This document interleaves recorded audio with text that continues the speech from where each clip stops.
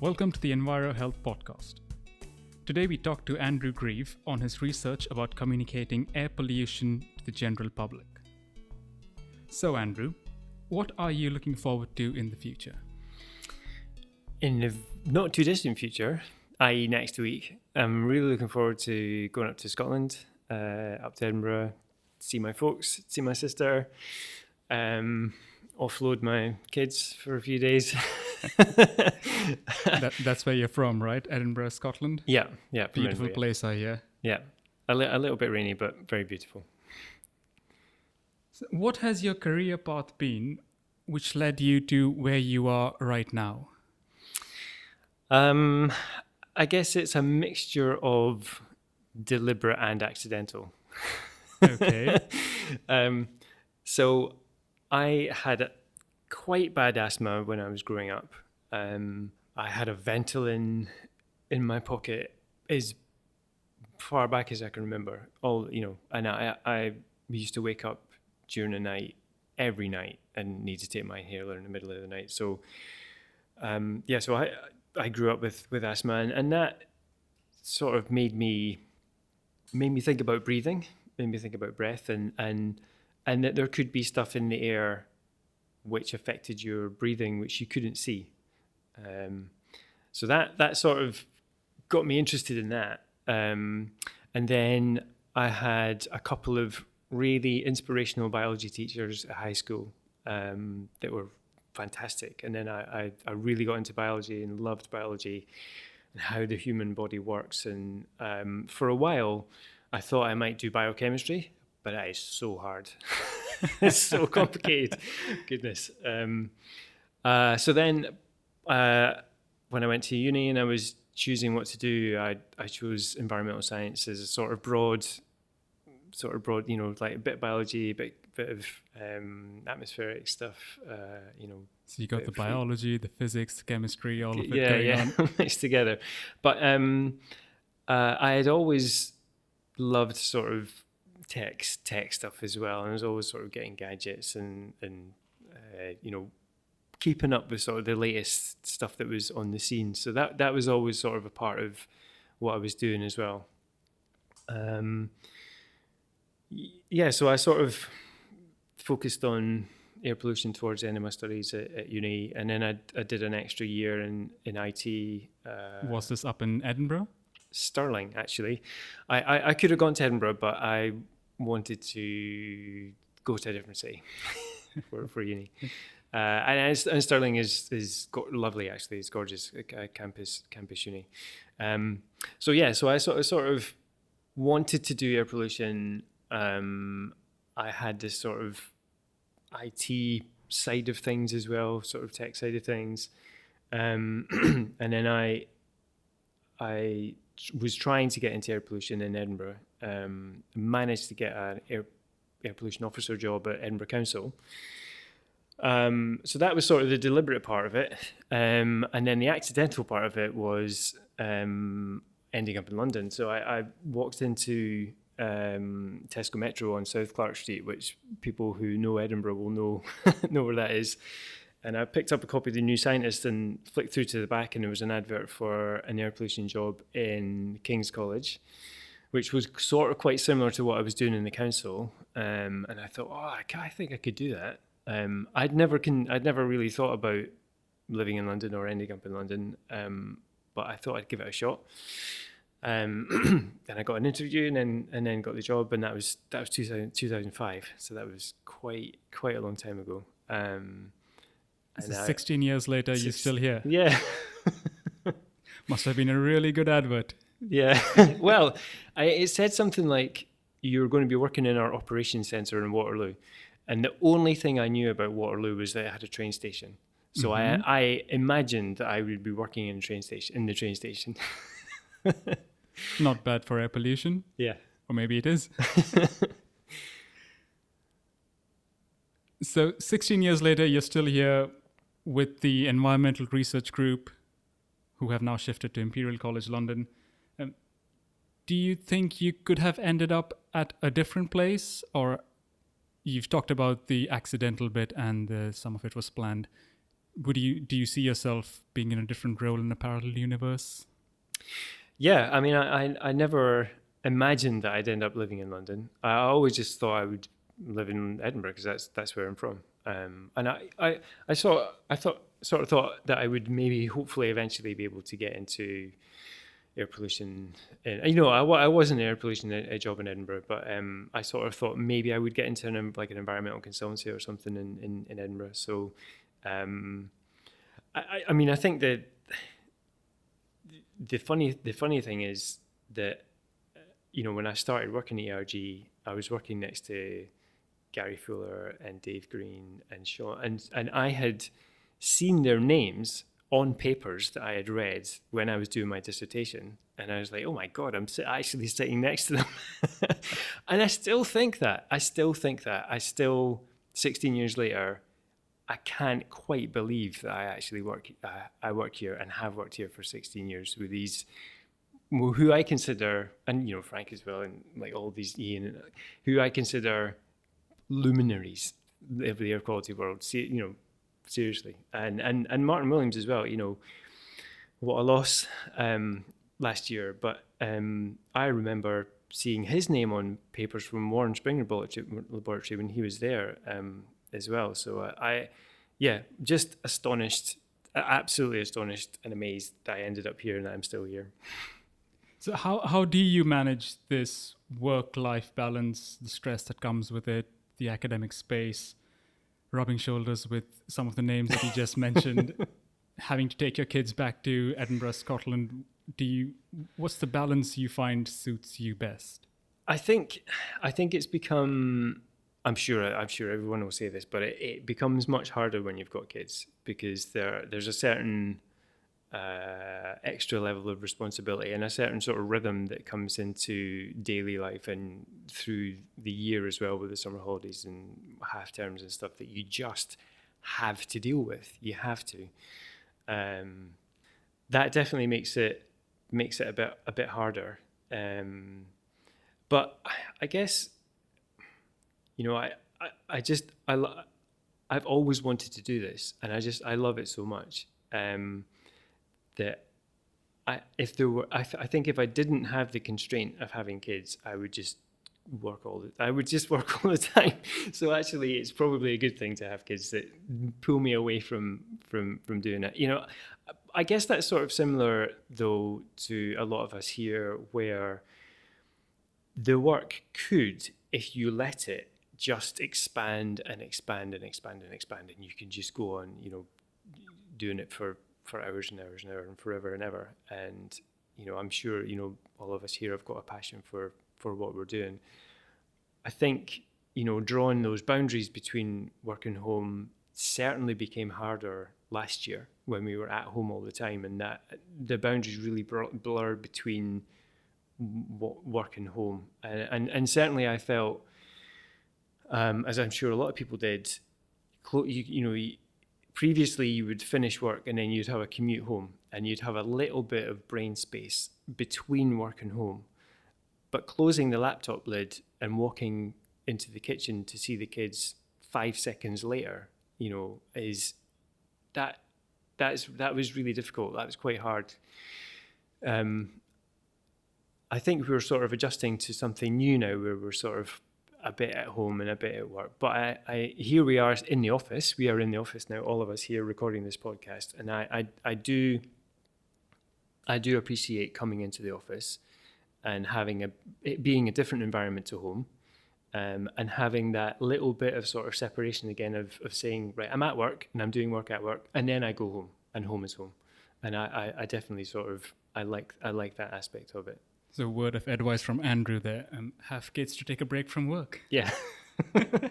So, on that note, what has been some of the best advice that you've received in your professional development and career? Anything that springs to mind? This was a question that you asked me in sort of preparation, and I've been trying really hard to think about whether I have had any career advice. I don't think I have, but I've been trying to think about what I might give as advice to people. Apart from the have kids to take a break from work? Apart from that. And I think the thing I've been thinking over the last few years is don't try to be like somebody else. You know, we all have something unique to bring, unique to give, a unique perspective, a unique way of bringing ideas together. And I think if you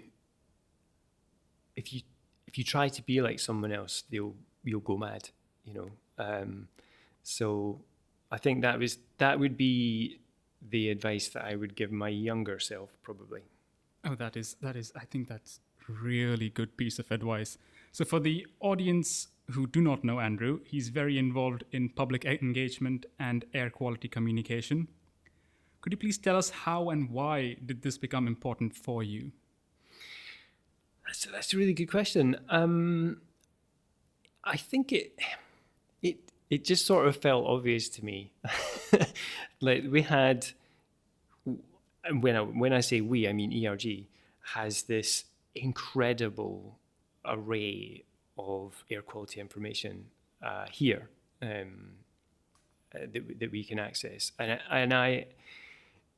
it has sort of always felt like a duty, really, to try to communicate that to the public as best we can, as best I could, certainly. And that sort of has over the years developed into a bit more of a sort of area for me of trying to establish this as a sort of like air quality communication area. And there are people that sort of specialize in this, but it's not. I don't think it's as established an area on its own as some of the other areas of air pollution. You know, it takes in quite a few other disciplines. There's quite a lot of sort of social science in it. How do people react to stuff? There's sort of demographics in it as well. Who are we reaching with different messages? There's definitely a tech side to it. How do we put together, you know, apps and websites and stuff that I've been concentrating on. But I think it's a really fascinating area because it brings together so many different, you know, facets into one area. And I think it is a sort of growing area because of the demands, because air quality has risen up the political agenda and the media agenda as well. We now see air pollution stories in the papers regularly, mm-hmm. and alongside that, there's been quite a rise in campaigners as well, and charities and NGOs taking up air pollution as an issue. And I think all of those factors together has meant that there's been more of a demand from the public for air quality information so I think it's an area which is expanding and but I think it's even though I've been doing it for quite a long time, it's still an area that I feel there is so much to learn and I have so much to learn in. You mentioned the demand from the public, the multifaceted area, so many disciplines involved.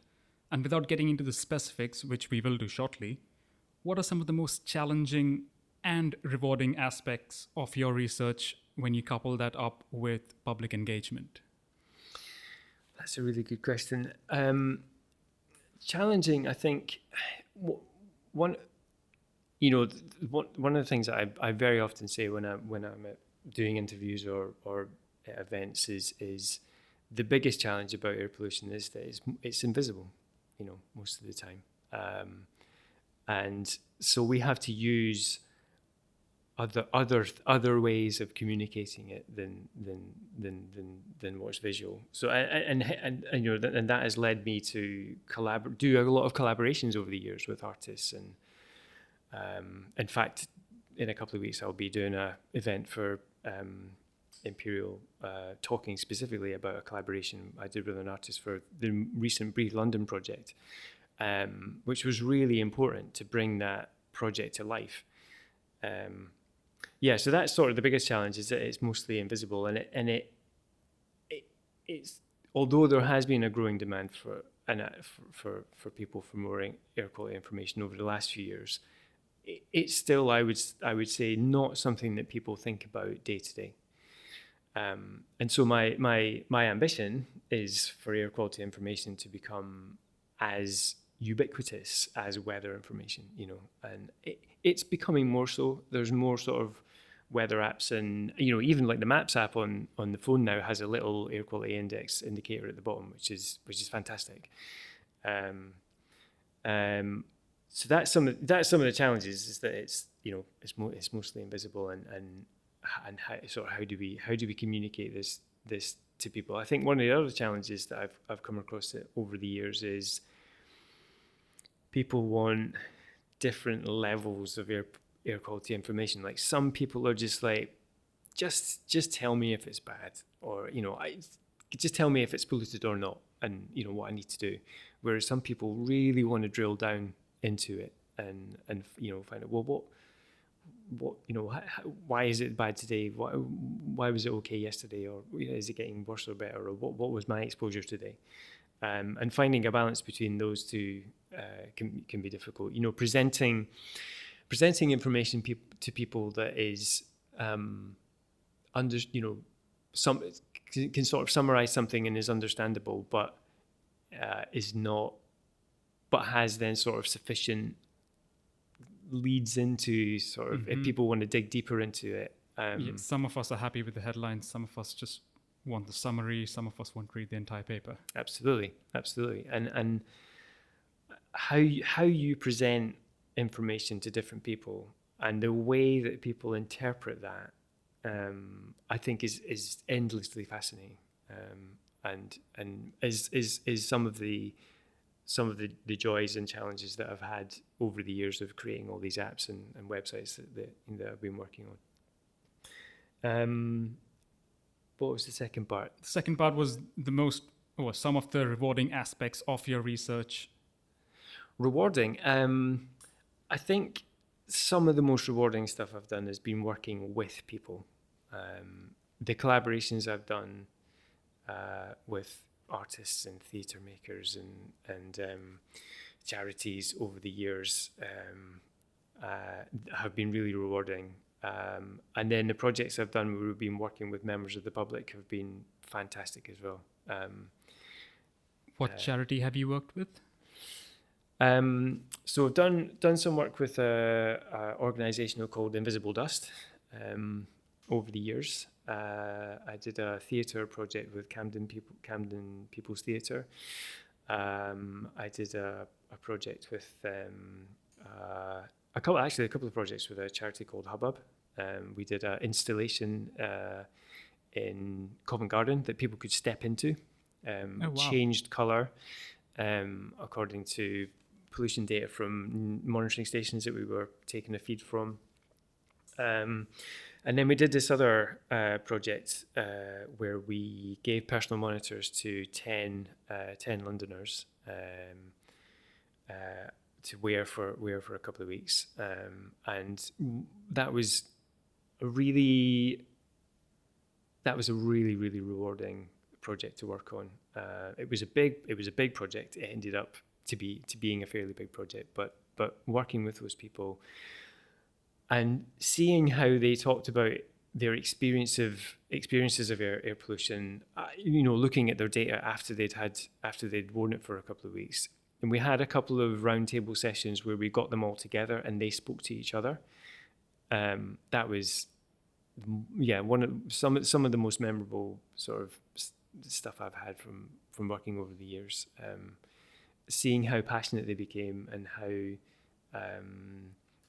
how wearing a monitor and getting this data had opened up a completely new view of their life that they'd not had before.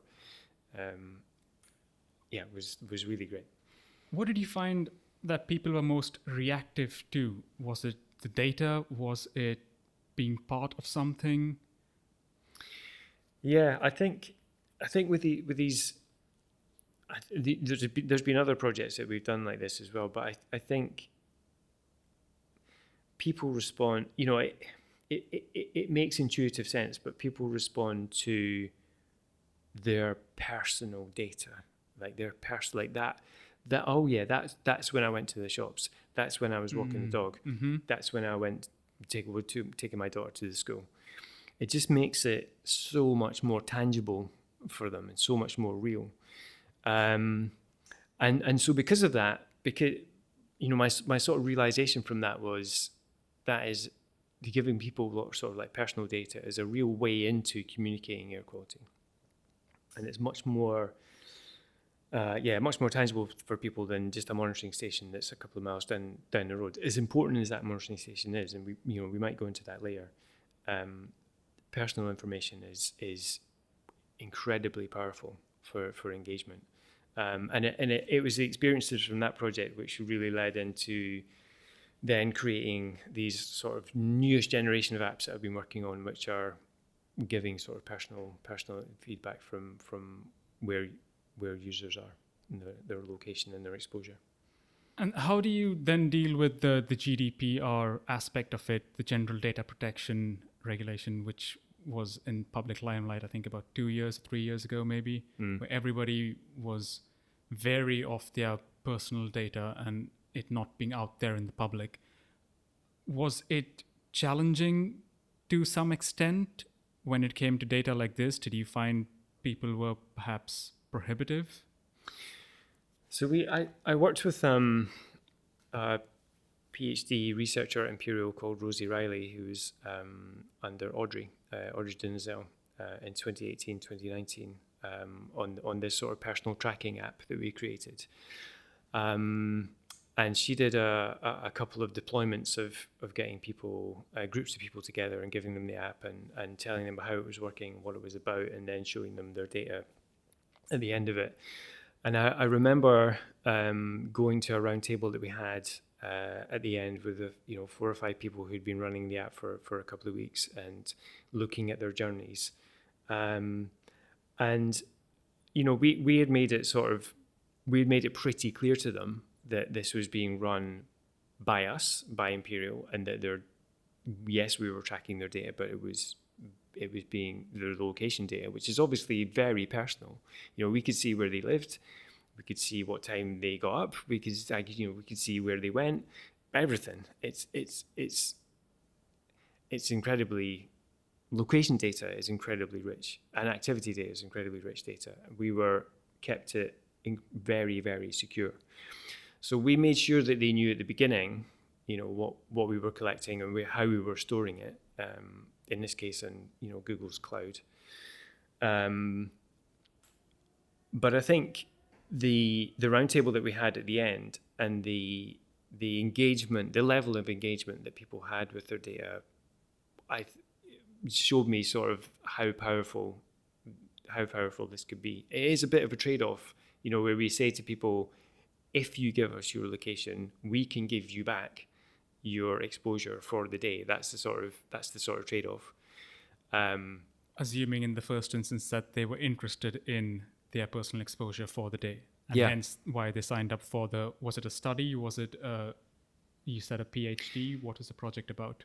Yeah, well, the Rosie's PhD, the sort of initial idea. Well, I mean, her PhD was much broader. It was about sort of engagement and personal. With apps and personal exposure more generally, but the bit that I was working on was creating this app, which was tracking people in the background, and in the background of your phone. Thank you for the clarification. What was the app called? It was called Airwaze. Airwaze. And so what does the app do? So it does 2 things. Well, yeah, it does quite a few things, but when I say background, what I mean is apps have 2 states on your phone. They're either in the foreground, either they're open, or they're in the background. And apps have very different privileges in terms of what they can do, depending on whether they're open in the foreground and you're interacting with them, or they're in the background. And background location tracking using GPS is quite a high privilege task to do for an app, and has only really been sort of possible in terms of like 24, like continual tracking. It's still not something that Apple or Google like to, and rightly so. Generally when you open apps now, they'll say, do you want this app to track you, when you've got the app open, or it gives you the option. It gives you the option. And it used to be that there was an option that said always allow, and that is no longer an option. It still is an option if you go into settings and go into the app and turn it, and you can specifically turn it on to be always allow. But when the app is installed and the initial choices that are presented to the users are actually are only are not, or when open. And I get that because being able to track people in the background. When I say in the background, the app is in the background of the phone. It's not open. It's still tracking you. That is a very powerful thing, and it's something that could be abused by apps. In this case, it's really powerful because we can give people back feedback on what their exposure was, modeled exposure, obviously, for the whole entire day, without them having to do anything. And then you can sort of build up a picture of what someone's exposure is like, day after day, and then you can see if they're changing their routines or changing their behavior is reducing their exposure. So I understand that the app basically tracks the location, or it gives the person the location information. Where do you get the information for air pollution from? Is it model data? Is it monitored data? So at the moment, it's a bit of a combination of both. So we have this very detailed model of air pollution in London, produced by the modelling team here, called the LAEI, the London Atmospheric Emissions Inventory. Some people may have seen that sort of quite colourful yellow and red pollution map of London. That's the NO2 map. But they also produce PM10, PM2.5 and ozone maps as well. So we have maps for all 4 pollutants. We are then in the monitoring team collecting live data from all the monitoring stations which are across London, changing every hour. And we use that live data to essentially sort of scale the map up and down to create what we call our nowcast. And because we know the concentration of all 4 pollutants in this model, if we know where you are, then we can give you feedback on what your exposure is at that point. The more complicated bit is then tracking you through the whole day. Getting a lat long location and saying this is what the concentration is at that point is the easy bit. The harder bit is to say, what were you doing for the last hour? Did you walk to the shops and then you went for a run and then you to the dog out, and how do all of those activities combine together to give you your exposure? So that was a big project that I worked on with Rosie in 2018. Did you say it's called Nowcast? What's the model, the real-time model that we have of all 4 pollutants across the whole of London is called our Nowcast. And then the app uses the Nowcast to work out what your exposure is. So is this data available for all to use? Is it out there? Anybody can use it, or do they have to get the app? How does it work if one wants to get on it? The Nowcast is on the LondonAir website, but the mechanics of how we calculate your exposure for different journeys and return that is proprietary information. It's top secret. Yeah. So, is this the only app that you've created? What other apps are you involved with? So the first one was LondonAir, which is still out there, which has all the monitoring stations on it. The next one was CityAir, which took things on a step further, and that contains the low pollution routing algorithm that we have, which also uses the Nowcast. So you plug in your A and B, and it can calculate the pollution difference between different routes and give you notifications if it's going to be polluted tomorrow. and you can sign up as different types. You got a jogger or a runner or a driver, etc. The one that we did after that was SarajevoAir, which was really, really fun, really cool. We did that for United Nations, and I got to go out to Sarajevo for the launch of that for World Environment Day in 2019. The one that we did after that was Lewisham Air, I think, and then Rosie's app, and then the last one that we did was called Canairy, which uses this concept of location tracking in a slightly different way. So for Rosie's app, what we were doing was giving an exposure feedback for every single journey, every discrete journey that you did all through the day. For the Canairy one, which was aimed at outdoor workers, we were using location, but we just give back the average for the hour. And the reason that we do that is so that we can compare your exposure to World Health Organization guidelines, which are, generally, well, for nitrogen dioxide are hourly, for ozone rolling 8, for particulates is an average over 24 hours. But the hourly building blocks help us to take a look at how you're doing versus World Health Organization limits. So it's a sort of similar concept of tracking location, but it's used in a slightly different way. I was just going to ask how these apps are different from each other, but I think you've already told us. In terms of what they do, I mean, everyone is different, right? The audience is vast. How does the app get its message across to the user? Yeah, I think that is what I need to concentrate on next.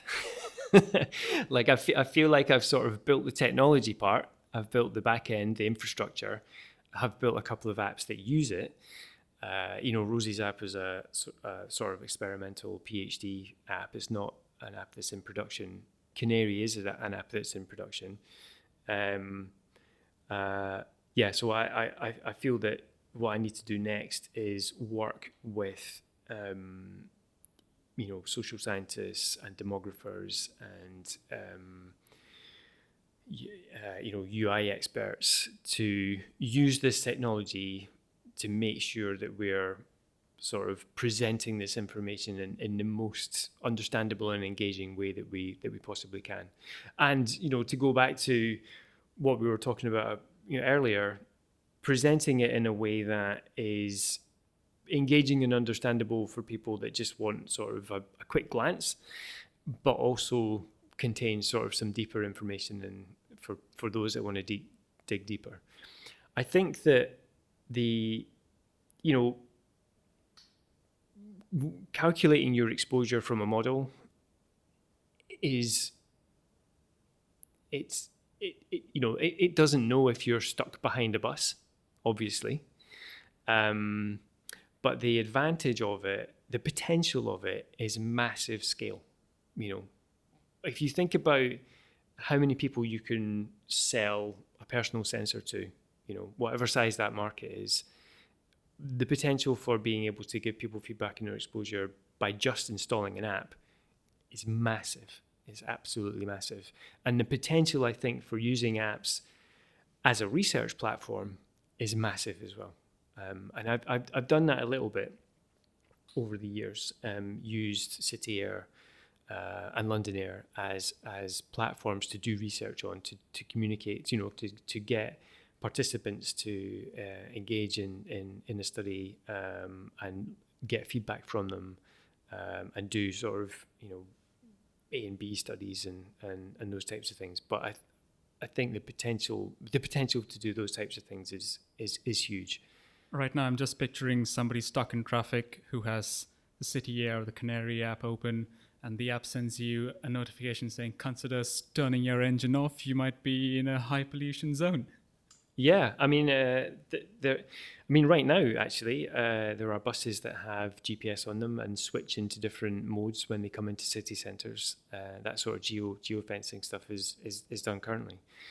I think I guess I've been sort of fortunate that I've come from a sort of air pollution and technology background, and I've happened to be involved in it during the rise of the smartphone and the incredible power and that phones have in them these days. The amount of information that they have in them and the sensors that they have in them is extraordinary. And the sheer number of people that have phones now means that the possibility of the reach is enormous. But to go back to what you said earlier about GDPR, alongside that power is, to quote Peter Parker's dad, a great responsibility, because you have the potential of collecting very, very, very personal information about people, and so I'm very conscious that I have to, the types of information that I collect, I have to be very, very careful to make sure it's secure, and that people know what I'm collecting and why. One of the other apps that you mentioned was the Sarajevo one. So I was just going to ask you, how translational is your back-end calculation to other nations? Obviously, in London and in the UK, you've got this network of air pollution models and monitoring stations. Can your calculation model be used internationally? How does it work? Absolutely. So Natida in the modelling team created from scratch a model for Sarajevo. I then ingested is the tech term. I didn't eat it. I pulled it into my system as another model. And the way the system is architected is that we can add on new cities very easily, or we can expand from cities to countries very easily as well. And the way it's been architected is that it doesn't matter how big the model is in terms of size, whether it's just a town or whether it's London or a whole country.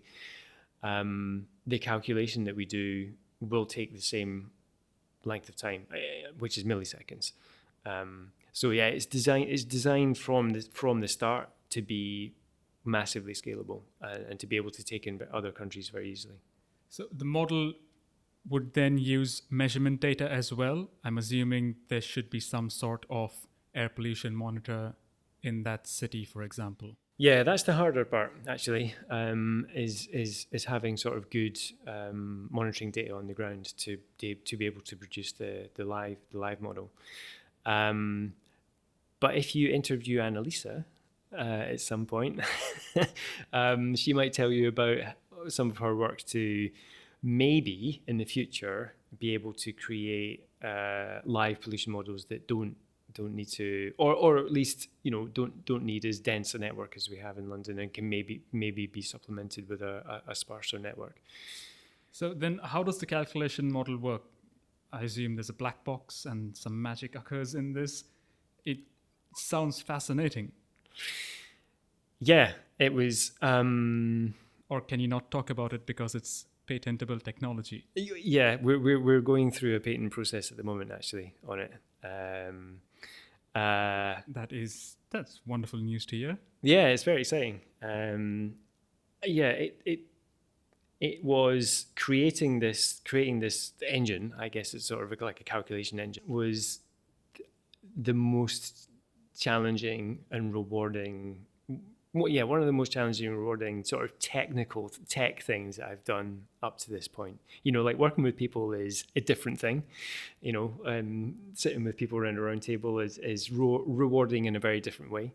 I remember very distinctly when we, and this is probably not giving too much away, but when we sort of moved on to a parallel processing architecture, to get the return time down. I remember distinctly sitting at my kitchen table, putting in a post in Postman. Postman is an app that you can use to send data to a back-end service, and it will give you the return time in milliseconds. And it was a route that went from one side of London to the other, which on the previous system had taken about 7 seconds to come back. And on this new architecture came back in, I think it was something like 300 milliseconds. And I literally jumped out of my chair. I was so happy. I was so excited.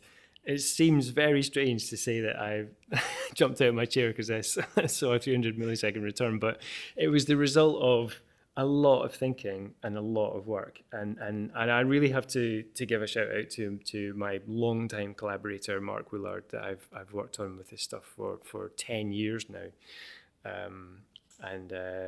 Yeah, that was in terms of tech, that was definitely a high point. Without prying too much, can you tell us how this technology works?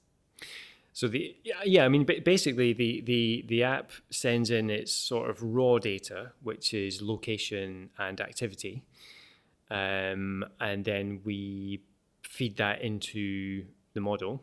We know the concentration at different points right across the city, and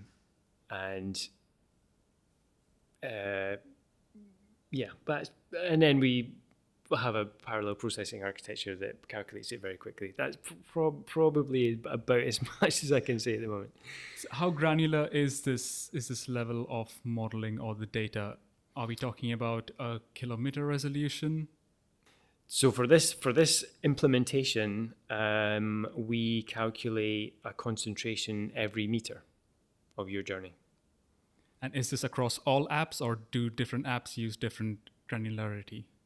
Across CityAir, SarajevoAir, Canairy, and Rosie's app, they all use this sort of same backend service that does that calculation. Is there any other technology out there? What are you currently working on? So just before I came to do this podcast, you might have seen me sitting with Uchun. And we are, so that it's really exciting actually. We are collaborating with some people in MIT in Boston. Those guys have been putting sensors onto vehicles and building up a picture of pollution from New York and Boston from having vehicles traveling around, vehicles that do set routes and vehicles that do random routes. What Eugene and I are working on is seeing whether we can take ventilation rate as an additional factor into this calculation system. Because currently the calculation system will give you back sort of like the pollution concentration along your route. But obviously, if you have different activity, if you're running or if you're walking or if you're cycling, you've got different ventilation rates along that route, and the different ventilation, like how heavily you're breathing, will have an effect on how much pollution you're breathing in. So we're looking at whether how we can take ventilation rate and to improve that calculation to give a better view of what your exposure was. Because you can imagine that, actually this was something that we really was a big debate between me and Rosie when we were creating her app, was whether to use averages or whether to use dose. So if you just use average, then a 5-minute walk to the shops, which might have an average, just for the sake of argument, it says it has an NO2 average of 56 micrograms, right? You walk down the street to the shops. Mm-hmm. Versus a 2-hour run round the park, which might also have an average of 56 micrograms. But in terms of your pollution exposure, in terms of the dose, right, your 2-hour run round the park is a massive difference to your 5-minute walk to the shops. Mainly because of the time involved. The time and the exertion and the activity, yeah. So we sort of debated how to communicate this to people, like, because if we just show them averages, then all of these different types of journeys that you do kind of look a bit similar. So then we got into sort of calculating dose, which is, you know, ventilation rate and time and concentration. But the tricky thing about dose is that we don't have any sort of standards that we can apply to it to say this is good or bad. You know, with average, we can say these are what the World Health Organization averages are for, you know, I mean, even then it's difficult because we don't have an average for a 5-minute walk to the shops. You know, we have an hour average or a daily average, or, you know, even then it's difficult. I think what we're pushing against now is that the technology has moved on to a point beyond where the sort of where the literature and where the sort of guideline values are. We just don't we're sort of roadrunner that's gone off the edge of the cliff, and we were sort of out in space creating this new technology, but we don't yet have a way of communicating to people, you know, that. Are you waiting for the guideline to catch up, or can you use this research to inform policy then? I've spoken to Heather Walton here, who is more involved in that sort of side of things, and they are sort of, you know, generally looking at sort of population level, maybe sort of getting down to postcode level. I think getting down to personal level is a real challenge because everyone is so different. They are sort of starting to look at that level though, and I'm sure in time, hopefully there might be some more sort of personal guidelines that we can apply to this sort of technology. But at the moment the tech is slightly beyond the. So is there a possibility to link that up with somebody's personal health data, for example? Like you said, you yourself have got asthma, you've had it for quite a while. Would it be possible to have it on a personal level where you inform somebody that this is what you should or should not be doing because the concentration and the pollution outside today is probably too bad? Yeah, I mean, we sort of we get into that a little bit with the CityAir app, where you can choose if you're an at-risk person or if you're a pedestrian or a jogger, and we give, if it's going to be a polluted day tomorrow, then we give sort of slightly different advice to each of those types of users.